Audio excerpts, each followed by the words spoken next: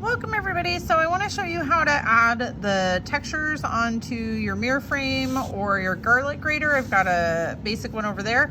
So for the mirror frame, we're basically just going to cover the whole front with a textured stamp, or you can create a texture using one of the ways you did it the other day. Either way is fine. If you're using a stamp, you don't want to push super hard, but you're basically going to put it on the clay, wobble it a little bit, and when you lift up, it should leave a stamp.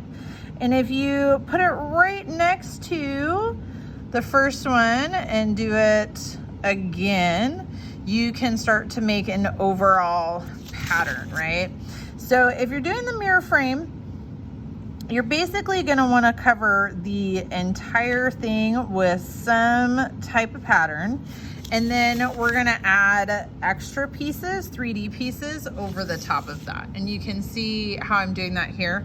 So you're just going to cover basically the whole surface with one of these texture stamps or one of the textures that you came up with. Now, if you're doing the garlic grater, you can use this around the edges, but in that center, remember how I talked about you want to have the action part of the garlic grater. So for that, you want to have a slightly rougher surface, and you need a really tight texture for that, a close texture. So use the back end of your small loop tool or some other tool that's kind of similar. You're going to basically start in the middle, and I like to have my thing that I'm doing on a piece of paper so I can rotate it as I go. And you're just gonna make a bunch of little, basically like little fish scales. Now, like my middle, I'm doing this kind of fast, so I didn't do a super great middle. You could do a little bit better than that, but you get the idea. So you're just gonna keep going around and around and around, bigger and bigger, but you want kind of like some texture on there because that's the part where you grate the garlic. Now you can go all the way out to say like here with that.